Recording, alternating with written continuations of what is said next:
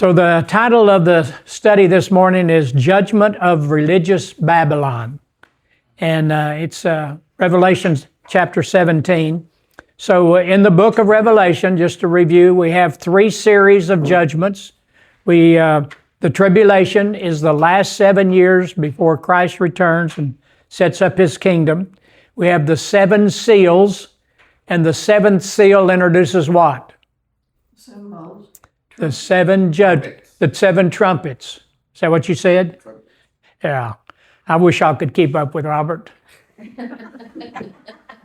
I'm missing, but I'm studying. And the seventh trumpet introduces the seven bowls. And that's what we saw in chapter 16. And so in a sense, the final judgments introduces the return of Christ, the battle of Armageddon, return of Christ. And that's in chapter 19.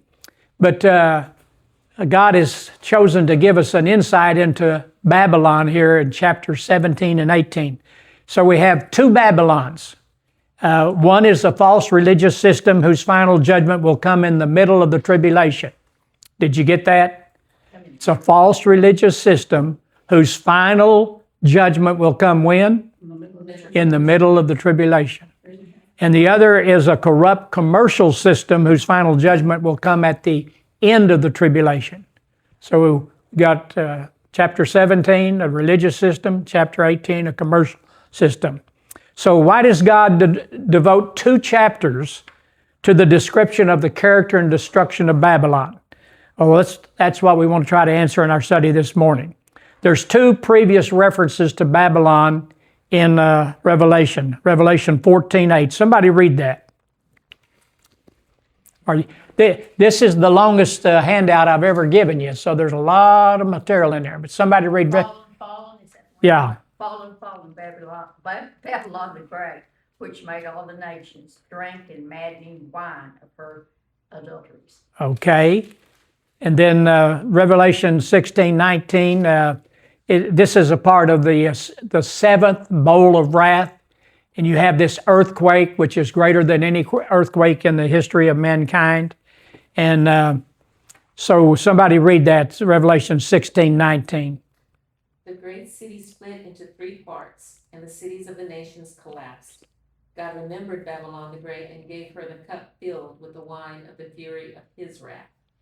Okay, so now let's look at the beginning of chapter 17, the introduction here, verses 1 and 2. Somebody read that. One of the 7 angels who had the 7 bowls came and said to me, "Come, I will show you the punishment of the great prostitute who sits by many waters.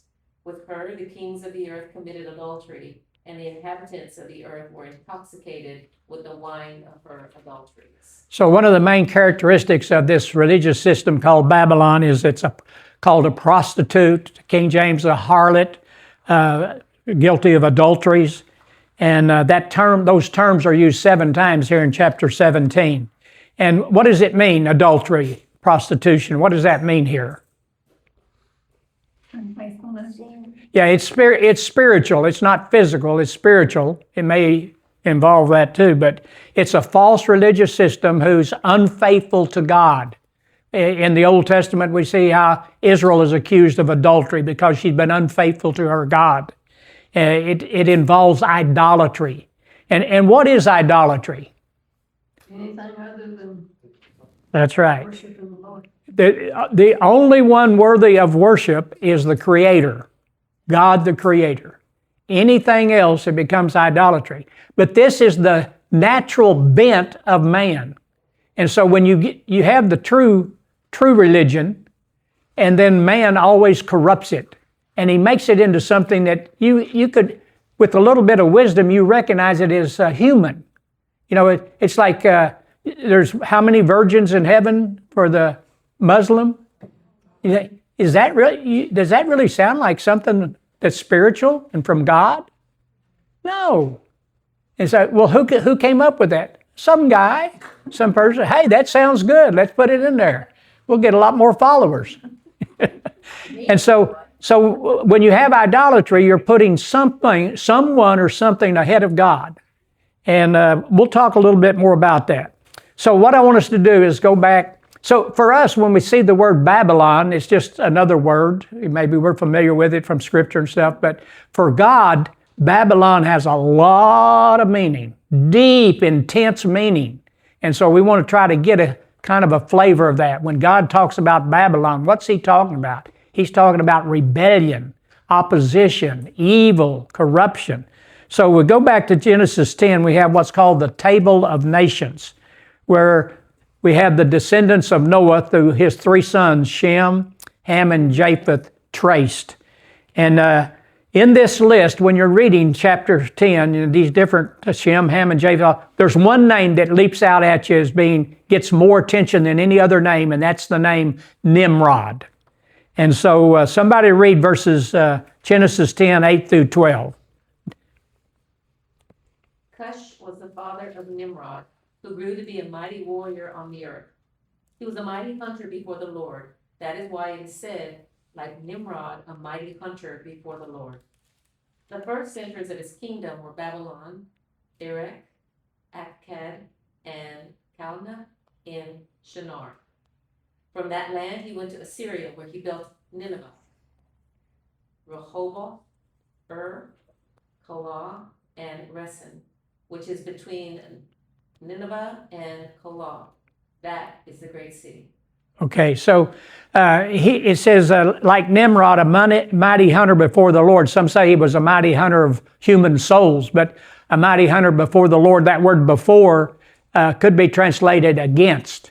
And so the Jewish Encyclopedia says that Nimrod was he who made all the people rebellious against God. He led people in rebellion against God. That's what he's known for. And he was the founder of the city of Babel, which became Babylon, and also associated with the Tower of Babel. So somebody read that, Genesis 11, 1 through 4. The whole world had one language and a common speech. As people moved eastward, they found a plain in Shinar and settled there. They said to each other, "Come, let's make bricks and bake them thoroughly." They used the bricks instead of stone and tar for mortar. Then they said, "Come, let us build ourselves a city with the tower that reaches to the heavens, so that we may make a name for ourselves. Otherwise, we'll be scattered over the face of the earth." Well, there's three problems here. First of all, they decide that they want to build a tower to reach for the heavens. In their own abilities, wisdom, they're going to build this tower. And many think that the tower was being built for astrology, so they could see the stars and the constellations more clearly. So astrology was a part of that religion. Second, they want to make a name for themselves. They're self-centered. And that's why that's the very essence of sin, is self. We want our way, our thinking, our lusts, all those things. So they're self-centered. And then God had told them to multiply and scatter throughout the earth, fill the earth. So to stay in that one place, let's don't scatter, let's stay here. And Josephus, who was a Jewish historian of the first century, says this about Nimrod. Now, it was Nimrod who excited them to such an affront and contempt of God. He motivated them to have a contempt for God. He also gradually changed the government into tyranny, seeing no other way of turning men from the fear of God. So it's like, think of communism. It's a tyranny that says there is no God. And then the multitudes were very ready to follow the determination of Nimrod. And they built a tower, neither sparing any pains, nor being in any degree negligent about the work. And by reason of the multitude of hands employed in it, it grew very high. The place wherein they built the tower is now called Babylon. So all of this rebellion started in Babylon. And so we have to go outside the Bible to get the full history. And there's a classic book that was written in about the middle of the 1800s called The Two Babylons by Alexander Hislop. And I think I saw a third edition dated 1943. But if you really want to dig in, that'd be the book to go to. Now, Nimrod had a wife named Semiramis, and she claimed that she miraculously conceived her son, Tammuz, and that he was born to be a savior of the people. Now, it's reasonable to assume that Semiramis knew the prophecy concerning the seed of the woman in Genesis 3:15. You know, we forget sometimes these people, you know, lived 600, 900 years. So it's like, yeah, Noah lived, you know, a long time ago, but hey, I knew Noah. Yeah, he lived to be an old man. So, so people that know these prophecies, just like everybody knew the flood story. Why? Because their descendants went through it, Shem, Ham, and Japheth. But as it spreads, it gets told in a different way. But it has similarities to the original. It's kind of that old idea about whispering in someone's ear, and then they whisper, and then you go around and say, oh, well, there are some similarities, but there's a lot of differences too. Robert? The miraculous Conception? that's not immaculate conception. Well, it's kind of like, it's similar. Similar. Yeah, But she did have a man, not yeah. like that. Well, you have immaculate, that word immaculate conception, I think, I could be wrong, but I think what it's saying is that Mary was sinless. Not only was she a virgin, but she was sinless. Okay. And so maybe this is a claim to a virgin birth. It's a claim, this son of mine is conceived in a miraculous way, and he is the Savior of the people. So now, according to, so Semiramis became like a high priestess of this Babylonian religion. It was called a mystery religion, had these secret rites, and also lots of occultic practices. And according to tradition, Tammuz was killed by a wild animal, maybe a wild boar, and he was brought back to life. And Tammuz was also, the emphasis here is on fertility. Baal was the god of fertility. Asheroth was the goddess of fertility. And so that Tammuz was like the god of agriculture and fertility, as well as Semiramis. And so what happened, they would weep in sorrow during the fall when the vegetation would die. It was like Tammuz is dying, or he dies. And then in the spring, when all the things bud out, it's Tammuz has come alive again. So it's kind of like a reenactment of resurrection. I've never heard of this ever. Ever, where's it at? It's in the Bible. I never heard of it. Okay. There's just one reference to Tammuz in the Bible, but this is that background. Like I said, we have to go outside the Bible, and the title "Queen of Heaven" will see that, which was applied, and so you have to kind of. But there is, if you read commentaries, you'll see a lot of references to these stories. So there's nothing new under the sun. What we see is idolatry and Right. trying to rework the resurrection and all that stuff in other religions. It all comes from way back there. Right. Now, Herodias, I don't know if that name rings a bell, but he's a very famous historian and traveler. He concluded that Babylon was the primeval source from which all system of idolatry flowed. So all idolatry in religious form flowed out of Babylon. So that's why it's significant in the Bible and in God's mind.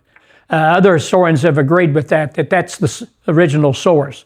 And a good example of this is what we call the mother-child cult.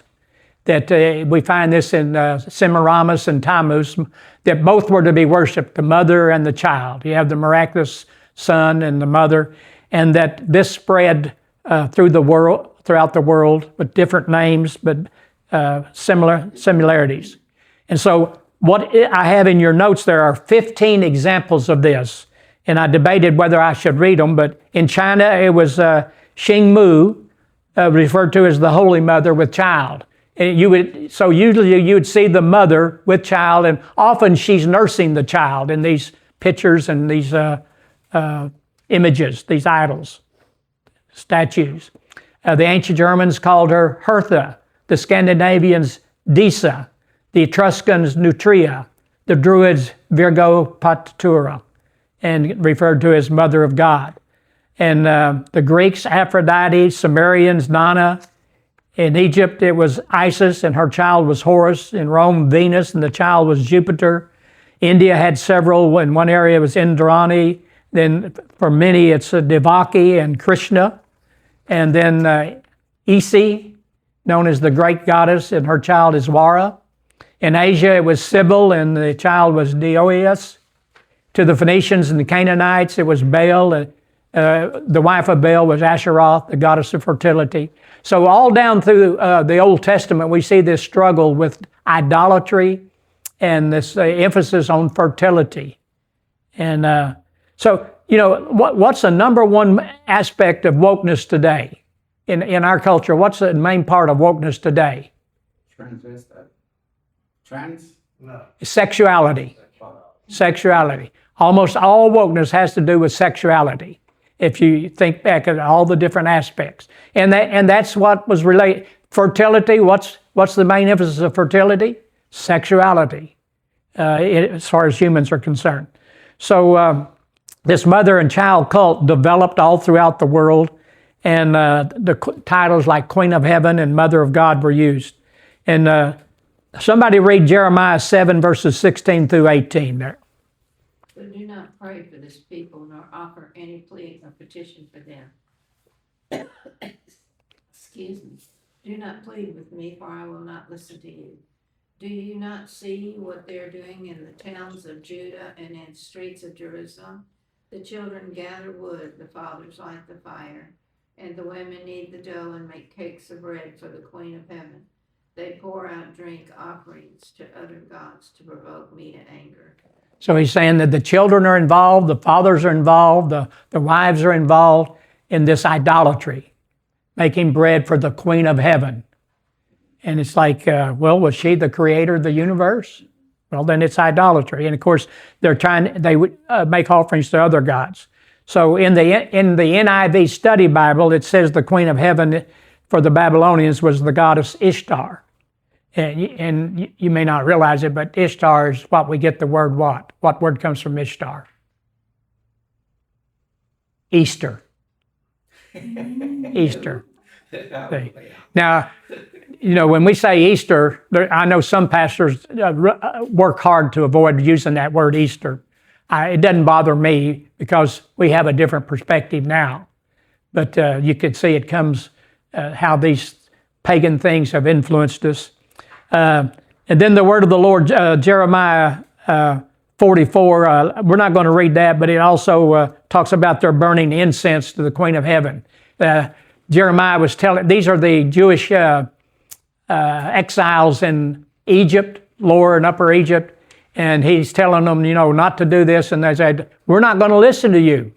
Our fathers have done this, our ancestors have done this, and we're going to keep doing this, making offerings to the Queen of Heaven. And then in Ezekiel 8, 14, 15, Debbie, you read that. Then he brought me to the entrance of the north gate of the house of the Lord, and I saw a woman sitting there mourning for Tammuz. He said to me, do you see this, son of man? You will see things even more detestable than this. So why did they mourn for Tammuz? Because he died. Because he's the god of vegetation and fertility, and the plants are dying, so they weep. I don't know if you know it, but there's some who believe that they don't go anywhere on Saturday before Easter. Why? Because Jesus is dead. He died Friday or, basically, so on Saturday he's not alive, right? On the earth. And it's like, well, yeah, that was 2,000 years ago. But there are people today who still, that's the way they think. He's dead. So you don't have protection, you better stay home. Don't take any chances. And so it said, Tammuz is dead. Look at the leaves falling off the trees. Look at the things turning brown. The thing is, Tammuz stays dead until the next spring, and Jesus never really, he died physically, but he went to the lower regions or whatever. He was doing stuff.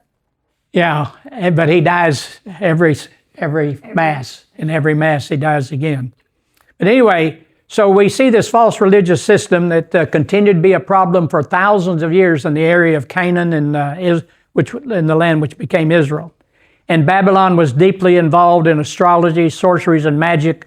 Isaiah 47:11 through 13 refers to their magic spells, their sorceries, conjuring, astrologers, and stargazers. So I'm not going to read that. We won't read that, but I just want you to know that that's what's characteristic of the religion of Babylon. It's occultic. Are you with me? Good. I'm trying to save a little time here so we have more time to chew. But if you have a comment or a question, don't hesitate. We're not in that big a hurry. So this gives us a glimpse of the background of this false religious system that we are going to see in Revelation 17. So it had its beginning with Nimrod, and its final form, that's what we want to discuss at the end, is what is its final form? What is it today? What is it we see, and what can we imagine in the very last days? So let somebody read Revelation 17, verses 3 through 5. And the angels carried me away in the spirit into the wilderness. There I saw a woman sitting on a scarlet beast that was covered with blasphemous names and had 7 heads and 10 horns. The woman was dressed in purple and scarlet and was glittering with gold, precious stones, and pearls. She had a gold cup in her hand filled with Abominable things and the filth of her adulteries. The name was written on her forehead. The name written on her forehead was mystery. Was a mystery, and Oh, it wasn't. was a mystery. Babylon the Great, the mother of prostitutes and of the abominations of the earth. They had these temples, like in Corinth, they had 1,000 prostitutes in the temple. And so that was one way you worshiped, is that you had sexual intercourse with a temple prostitute to promote fertility. And so they would wear a band, these prostitutes would wear a band on their forehead so that identifying themselves. And so she has one written on her forehead. It's a mystery, and the name is Babylon the Great, the mother of prostitutes and of the abominations of the earth. So before we deal with the woman, I want us to look at this scarlet beast. So she's sitting on a scarlet beast, and this scarlet beast has blasphemous names with 7 heads and 10 horns. Now, we've studied this before, but it still can be kind of foggy in our minds. So what we want to try to do is, when we get to the end, is that in your mind it's clear who the woman is, who the scarlet beast is, what the 7 heads represent, what the 10 horns represent. Okay? That's your assignment. So in the book of Revelation, the 7 heads and 10 horns appear first in Revelation 12:3. It says there, "Then another sign appeared in heaven, an enormous red dragon with 7 heads and 10 horns and 7 crowns on its heads." And then in Revelation 12:9, we're told that the dragon is whom? Satan. So we don't have to guess. And we'll see that the 7 heads and 10 horns basically represent kings, rulers, and kingdoms, where Satan exerts his power and influence in the world and history. And then in Revelation 13:1, we have this reference, "The dragon stood on the shore of the sea, and I saw a beast coming out of the sea. It had 10 horns and 7 heads, with 10 crowns on its horns, and on each head a blasphemous name." Back when we studied in Daniel, one of the characteristics of the Antichrist, the beast, is that he says proud, boastful things. He has a big mouth. He challenges God. He's blasphemous. He's not hesitant at all to confront God. So the dragon is whom? And the beast is, what's another name for the beast? Antichrist. So both are described as having 7 heads and 10 horns. They're in unity, philosophy, and working together. To worship one is to worship both. Both the 7 heads and 10 horns represent kings and kingdoms. The scarlet beast is the Antichrist, who is going to be the 7th head. We'll develop this. He will rule with unanimous support from 10 horns, 10 kings. in the last days, who represent 10 rulers. So you have the red dragon and the scarlet beast. And this beast is covered with blasphemous names. I wonder why it says red and scarlet. And that's what I was wondering. Well, red and scarlet are basically the same color, but scarlet's a little brighter in my way of thinking. I don't know. What do you think? I think of scarlet as being a deeper red and red being maybe more of a, but, Yeah. So, so let's go back to who the woman is. This false religious system that has its roots in ancient Babylon. In verse 2, it says, with her the kings of the earth committed adultery, and the inhabitants of the earth were intoxicated with the wine of her adulteries. So this religious system has committed adultery with the kings of the earth. What does that mean? Take a guess. Any thoughts? I've turned aside to other, Okay. With all people. The church is involved in spiritual things. The church is not to be Christians are to be involved in politics, right? You know, there were some who believed that it was wrong for Christians to even vote. We're not to be involved in the world, but that's not biblical. But the church is not supposed to be involved in politics. The church. And so this is a church that's involved itself in government and seeks to govern nations, seeks to govern others. So it's committed adultery with the kings. She's made alliances with the political leaders. She compromised and tried to gain control, this religious system. Are you with me? And then the inhabitants of the earth are intoxicated with the wine of her adulteries. What do you think that means? She's an influencer? Yeah, she has great influence. And so the people like to be intoxicated like you're drunk. You're out of your senses. You're controlled with this person and their personality and the influence that they have. And so you just go along with what they say. You're under their influence. I don't know if this makes sense, but I immediately thought of drugs and stuff because people are going to be acting. Now the question is, would it be coming from this religious system? Is this religious system? Because that's the main thing here. In verse 3, we see the woman sitting on the beast, indicating that this false religious system will be able to exert its authority and influence over the political and civil governmental leaders. So the scarlet beast represents political power, and she's riding the beast. It's that phrase is used later. like controlling. She's controlling it. Yeah, she has great power and influence in controlling it. When she speaks, people listen.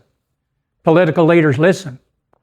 And so in verse 4, we see her dressed in expensive clothes, purple and scarlet, and wearing expensive jewelry. So it's like royalty, influence, wealth. She's a very wealthy organization, a religious group, and has great influence. But the golden cup in her hand is filled with what? Abominable and filthy things as a result of her adulterous life. So she's the mother of prostitutes, which can have three meanings. Babylon the Great, the mother of prostitutes. That can mean that there's other prostitutes, that she produces other false religious systems throughout the world. And that's what we see like in these mother-child cults. Or is the phrase, the mother of all wars, the mother of all battles. She's the number one false religious system in the world. Could be what it means. Of all evil. Of all evil. Or it can mean both. She's produced many false systems and she's the greatest of them all. So like in this where it says like the cup, would that be like, because that's filled with the obscene and filthy things. And is that cup, would that be like something that she was, as an offering to the masses to take part of, to have a part of this, those obscene and filthy things? Yeah, I think in a way that's like someone's holding a golden cup. That impresses you. They're wealthy, they're influential, maybe royalty, a golden cup. You're impressed. Outwardly, you're impressed. But And then like you drink from this cup, you become intoxicated. And what's the cup filled with? Abominable, filthy things. So if you really have, and see, that's the difference between being spiritually wise and not. If you're spiritually wise, you know spiritual truth and you know what's really good and what's bad, versus calling good evil and evil good. And but if you don't, then you're in your human mind, you're impressed with this outward appearance. You're deceived. So it's really, they're filthy things, but you don't have enough wisdom to even know it. You're intoxicated. So it says in verse 6, somebody read Revelation 6. Somebody that's excessive in drinking Yeah. is not functioning with the same, they do and say things that they might not say or do if they were not. Yeah, there was a big deal on the internet about this woman who said things, and they said, well, the reason she said all that is because she was drunk. She said a lot of things that got her into trouble. Kamala. And, Kamala. No, it wasn't Kamala. The question is, when you're drunk, is that what you really think comes out? It's the real you. Somebody read Revelation 17:6. I saw that the woman was drunk with the blood of God's holy people, the blood of those who bore testimony to Jesus. When I saw her, I was greatly astonished. So what's characteristic of this false religious system? That they are against God's people, the Jews. They don't like Jesus. They don't like Christians. They don't like Jews. They don't like the people of God. They don't like the people of the book. What does it mean to be the people of the book for us as Christians? That we believe the Bible is our authority. This is so crucial. See, if the Bible is our authority, then we're all going to the same thing. Now, we may interpret it differently, but here's our authority. But if it's the Bible plus, it's Katie bar the door. Anything can come in. You can say anything, and they have. And so it's like there's no rules. Anything goes. I mean, you need to be modern. You need to be woke. You need to be with it. This is old-fashioned, narrow-minded, bigoted stuff. Let's get on with the modern, tolerant type stuff. And so they hate people of the book. They hate people who talk about you need to be born again. They never talk about being born again. You'll never hear that phrase hardly. And then, so these people are killed in history by the millions. You could study history, you'll see that by the millions, this false religious system has killed true believers. And in the tribulation, even more millions will be killed by this false religious system. All right? Somebody read verses 7 through 11. The angel said to me, why are you astonished? I will explain to you the mystery of the woman and of the beast she rides, which has the 7 heads and 10 horns. Okay, so the angel's going to give further enlightenment about the mystery of the woman and the nature of the beast. Somebody read verse 8. The beast which you saw once was, now is not, and yet will come up out of the abyss and go to its destruction. The inhabitants of the earth whose names have not been written in the book of life from the creation of the world will be astonished when they see the beast, because it once was, now is not, and yet will come. So people who aren't born again, who aren't believers, they're going to be astonished. Now, the words astonished, filled with wonder and worship, describe the response when the Antichrist receives a fatal wound. And I believe this is right before the middle of the tribulation. He receives this fatal wound, and then he comes back to life. So he once was, is not, and comes again. Okay. And as it'll say later on, he's the 7th, but he's also the 8th. Because he was the 7th, but he died, and this is a very pivotal, very important thing that the world is astonished, will wonder. They worship him. This is like the crowning of the greatest miracle of Jesus was the resurrection, and the Antichrist's greatest deception will be this return to life after the fatal wound. So, so do you understand? The Antichrist and his kingdom are the seventh head. We'll talk about the others. And he once was, is not, and now and will come again, and he will be the eighth. Is that something similar to like God dying on the cross, going into like Yeah. for 3 days? Yeah. And the thinking is, because I'm getting ahead of myself here a little bit. No, the thinking is that his soul and spirit maybe went to the abyss. The abyss is where Satan rules and reigns. And so while he's dead, instead of descending into the lower parts, according to the Apostles' Creed, which not everybody believes, that's the correct interpretation. But in chapter 13, it says the beast comes out of the abyss. And in chapter 11, you remember the two witnesses? Yeah. You couldn't touch them. Nobody could harm them. And but then the beast comes out of the abyss and he's able to kill them. So this, I believe, is right in the middle of the tribulation, that the Antichrist, who has received this fatal wound, appears to be dead. His soul and spirit have gone to the abyss, and then he comes back and there's the resurrection, the world wonders, and he demonstrates this great power. For 3.5 years, nobody could touch these witnesses, but he's able to put them to death, which again shows how much power he has spiritually. And then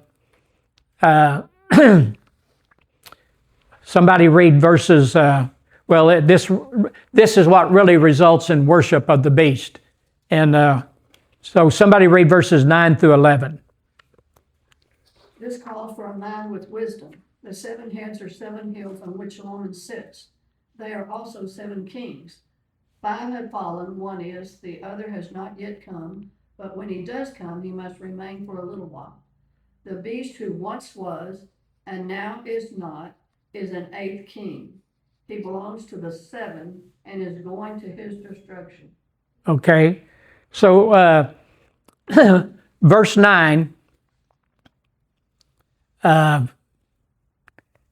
it says, this calls for a man with the 7 heads are 7 hills on which the woman sits.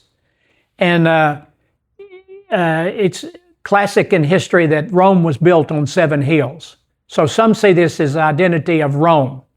Others say hills and mountains represent kings. And so this is a reference to kings, but the problem I have with this is verse 9 says the 7 heads are 7 hills, and they are also 7 kings. So that'd be like saying the same thing twice. If 7 hills is, what's the meaning of 7 hills? 7 kings, 7 kingdoms, powers. And so let's see, where 5 have fallen, 1 is, and 1 is yet to come. Now, so you get this, 5 have fallen, 1 is, and 1 is yet to come. Now, don't confuse that with 1 was, is not, and will come, because they're different. Okay, so the 2 main views are that there were 5 Roman emperors before John. 1 is, and that's Domitian. That's the most common idea. Some think it's Nero, but Domitian is the reigning Roman emperor, and 1 will come. The one that will come will be the Antichrist, the beast, who will rule over the revived Roman Empire in the last days. So you with me? So one real, that there are 5 emperors, 1 is, and 1 will come. But the view that I hold, and along with John MacArthur, is that these represent 5 kingdoms in relation to Israel. And Egypt existed, and then it was replaced by Assyria, and then by Babylon, and then by Medo-Persia, and then by Greece, and then by Rome. 5 have fallen: Egypt, Assyria, Babylon, Medo-Persia, Greece. 1 is, the Roman Empire, and one is yet to come. That's that revived Roman Empire. So that's what I think it means. Okay, all right, trying to follow you, okay. And then back up with the 7 hills again now. You said the 7 hills are reference to the Roman Empire with 7 kings. So Okay. is that a look through history of, a reference of the Roman Empire and its history of 7 kings leading to the 8th? Or is it 7 hills representing 7 empires with 7 kings? Okay. All right. Now, 7 hills, there's 2 meanings, 2 possible meanings. One is that it's talking about Rome, who sits on 7 hills. Right. So this is the woman is Rome. The woman rules from Rome, or the beast, not the woman, but the beast. So his capital is Rome. But some say no, that's not referring to the 7 hills on which Rome sits. It's referring to 7 kings or kingdoms. And then you have the 5 who've fallen, 1 is, and 1 is yet to come. So the hills, do the hills represent 7 kingdoms? And of course, the king and the kingdom are synonymous. You know, you sometimes refer to the king, like the beast and his empire are 2 ways of referring to the same thing. So are the 7 hills identifying Rome as a location, or are those 7 kings? But we also know that it says that the next verse, they also represent 7 kings. So, so what do you have? Does that make sense? Yeah, I'm just processing. I'm a little slower than most. So you could see it as Roman emperors, Yes. and Period of time. and those who have what they call a preterist view, they see it all as already fulfilled. They tend to see that, but not all that see that are preterist. but like I said, the one that makes the most sense to me is that there's these 7 kingdoms. Now, see, like you have the Mayan kingdom in Central America, right? You have the Chinese dynasties. But these empires only are in relation to Israel. If it doesn't relate to Israel, they're not mentioned in the Bible. It's not trying to tell you all the empires in the world. But in relation to Israel, Egypt ruled, and then Assyria and Babylon in that order. Successive world empires that affected. And then, you know, Israel didn't even exist as a nation for almost 2,000 years. And it has become a nation, and there's this revived Roman Empire that's taking shape and will exist in the very last days. So are you kind of saying the beast is Rome over 7 nations? The beast has its capital in Rome. Okay. It's a Roman Empire. It's a revived Roman Empire. He has his capital in Rome. Or you could do, if you want to be more symbolic, it has that nature of a Roman power and rule. But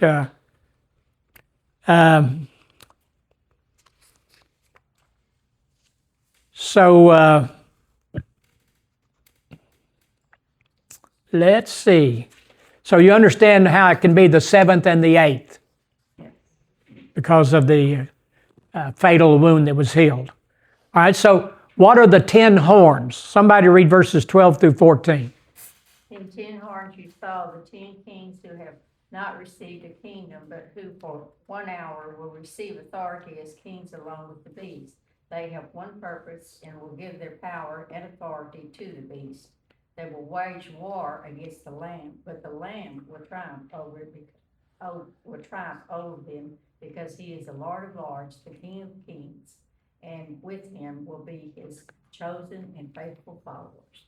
Okay, so the 10 horns represent 10 kings or kingdoms, and that exist, and they will give their power unto the beast, the Antichrist. They're in total cooperation. God is working through them to support the Antichrist, the beast, to carry out his will on the earth.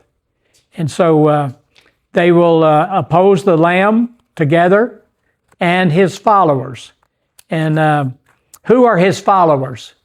Who are the called, chosen, and faithful followers of the Lamb. Us. That's right, us.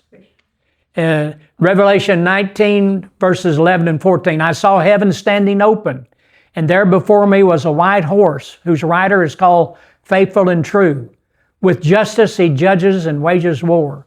The armies of heaven were following him, riding on white horses and dressed in fine linen, white and clean. So I believe, as Debbie said, we're raptured up before the tribulation begins, and we will return with Jesus. So that's the difference, between a pre-tribulation rapture and a post-tribulation rapture. Don't we just come as witnesses? Yeah, we're not going to. His destruction is not with weapons, but just with the breath of his mouth, with the sword of his mouth. Which is the word of God. But we'll be coming back with him rather than we've already been caught up to be with him forever. Did you had a comment? I'm just still processing. Okay. Keep that processor going. I can hear it right now. Just a 256 and a 2 megabyte. Yeah. It's loud, I gotta pull that out to put that in. Yeah. What, Robert? it's loud over here. Yeah, I can hear it. Are we watching? What? Are we just watching then, when this goes on? Well, we're with him. We're riding that white horse. We're dressed in fine linen. So I hope you know how to ride a horse. But we're with him symbolically. He's returning, and we're with him. And his enemies are the Battle of Armageddon, the destruction, and the establishment of the kingdom. So When you said in verse 14, they will wage war against the Lamb, but the Lamb will triumph over them because he is Lord, and with him will be his called, chosen, and faithful followers. Okay, that's us. that's right. Okay.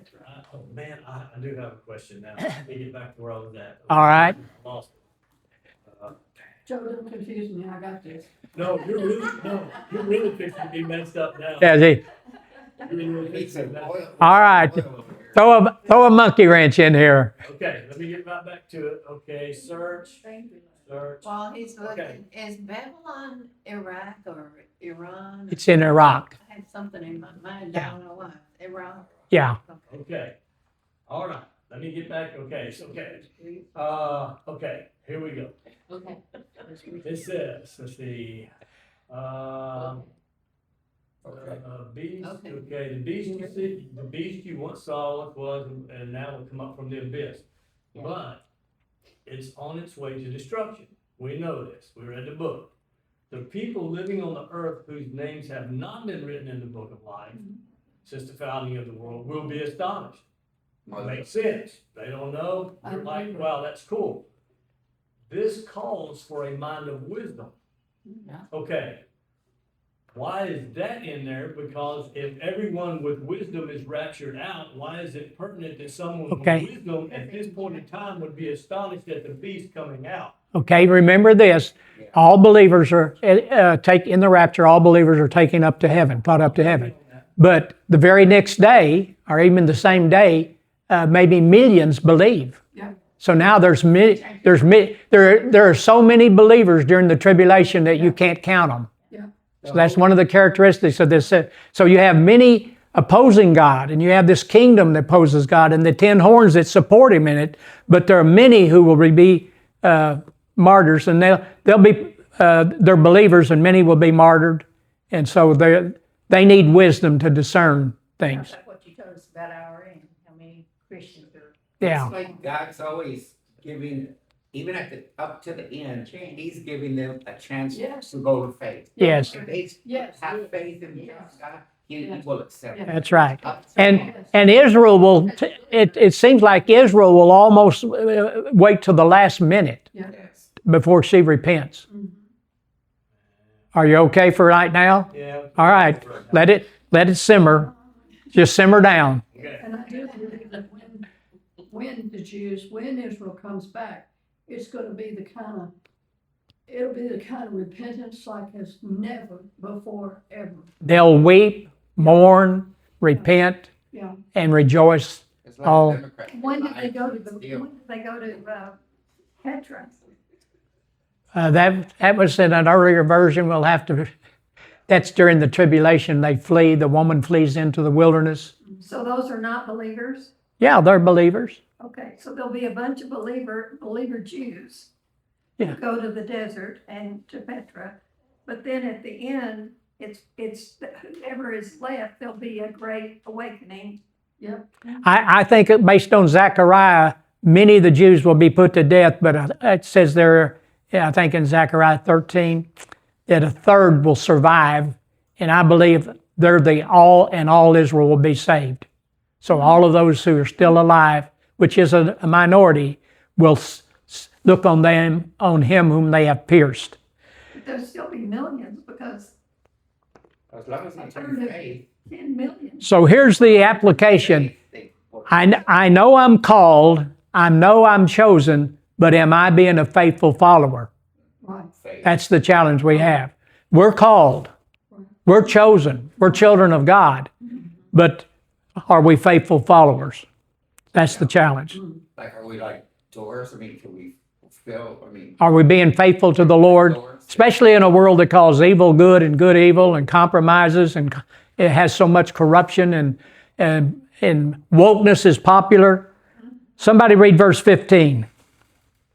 Then the angel said to me, the water you saw where the prostitute sits are peoples, multitudes, nations, and languages. Okay, so in verse 1, chapter 17, verse 1, it said the woman is sitting by many waters. And so she influences all these. So she has a large influence. She influences the world, this false religious system. Somebody read verses 16 and 17. The beast and the 10 horns you saw will hate the prostitute. They will bring her to ruin and leave her naked. They will eat her flesh and burn her with fire. For God has put it into their hearts to accomplish his purpose by agreeing to hand over to the beast their royal authority until God's words are fulfilled.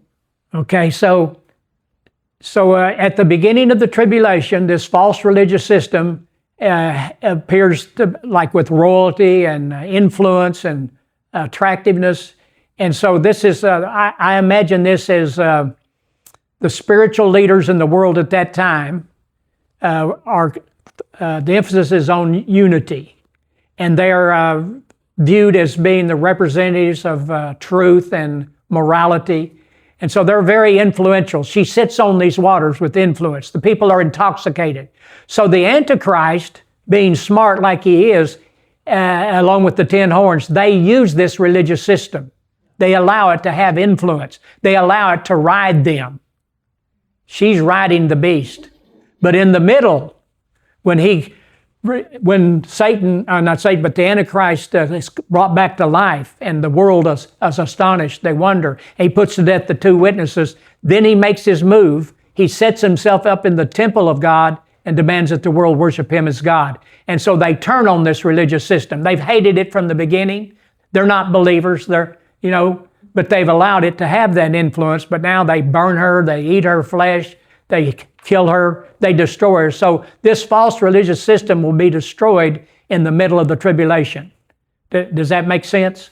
That's almost like that. Well, it is, the kumbaya. We accept everybody, Right. Whatever you want to worship, you can worship, and we can worship together because we're all just one. And then those that are, I guess, stringent in their belief, it's like, yeah, that's great. We'll all come over, we'll bring our family, our friends, and we'll all be here together.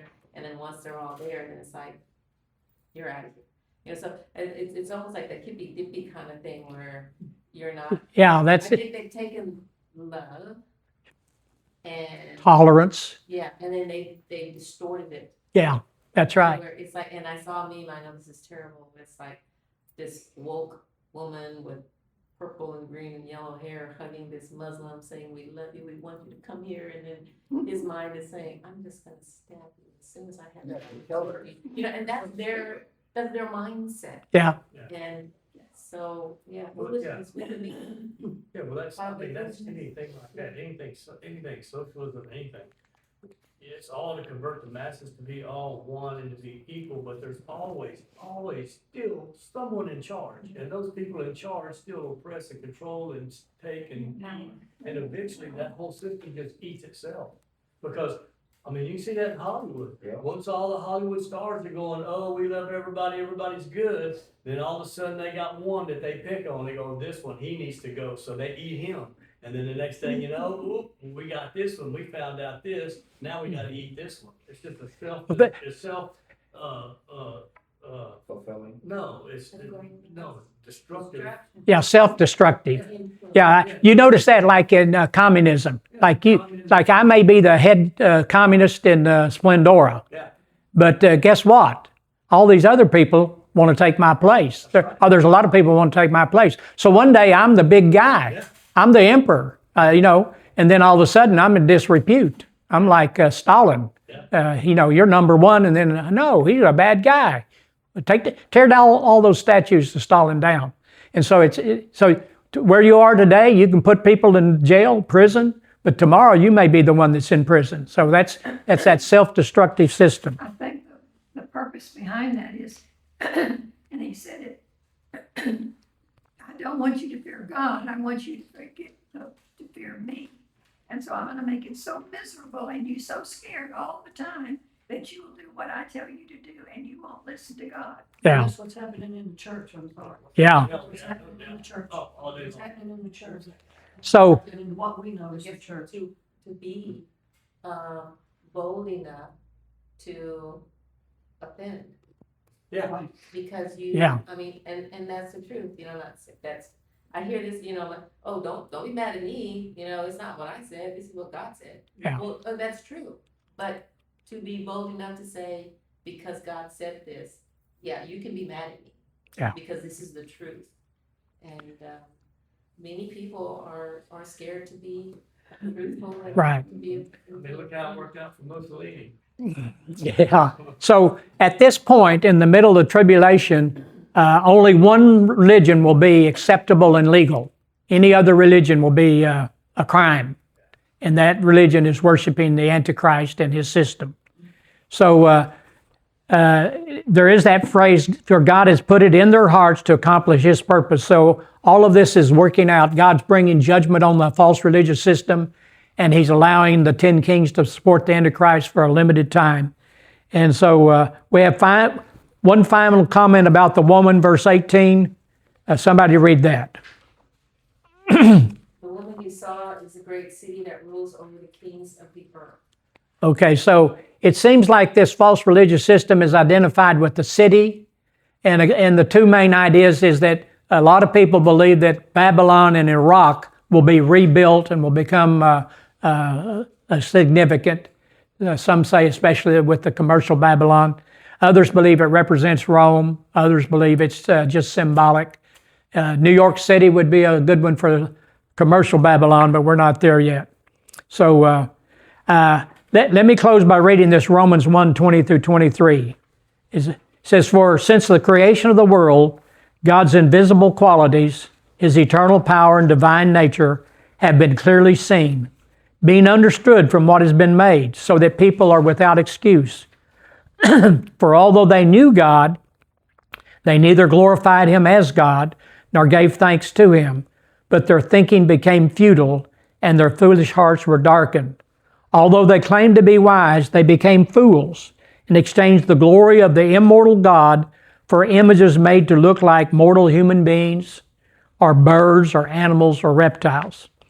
So today we see how people reject God's authority, and they with human thinking, they make idols out of other humans and created beings. Can you explain, I understand what it says, we see apostate Christians who reject the Bible. Well, when the word Christian there is people who claim to be Christians, Just claim. nominal Christians. Okay. Yeah. And so I've got here, just to conclude, they promote a religion that affirms the latest thinking about truth and morality. In their tolerance, they embrace the acceptance of all views, condemn the narrow-minded view that Jesus is the only way to God, that the Bible is the only authority. And so they kind of embrace everything, as Becky was saying. And so in a moment, I want us to talk about that. But imagine what it's like after the rapture. So what is it like today? And if the rapture happened today, what would this religious system be like in 7 years or 3.5 years, tomorrow, a few months from now? What will it be like when the influence of all true Christians is removed? So, Would it be like lawlessness? well, I don't think it's lawlessness in the sense, but it be like you would adopt all kinds of woke things. Anything goes. It's like, that's your truth, this is my truth, we're all united in no truth. Kind of. Going on right now. Yeah. So Like right now, times 10. okay, now just hold on, everybody hold on for a second. So the final expression will be different from anything we've seen in history, but it has its roots in Babylon, the mother of prostitutes. So that's why we need to understand Babylon and what it represents.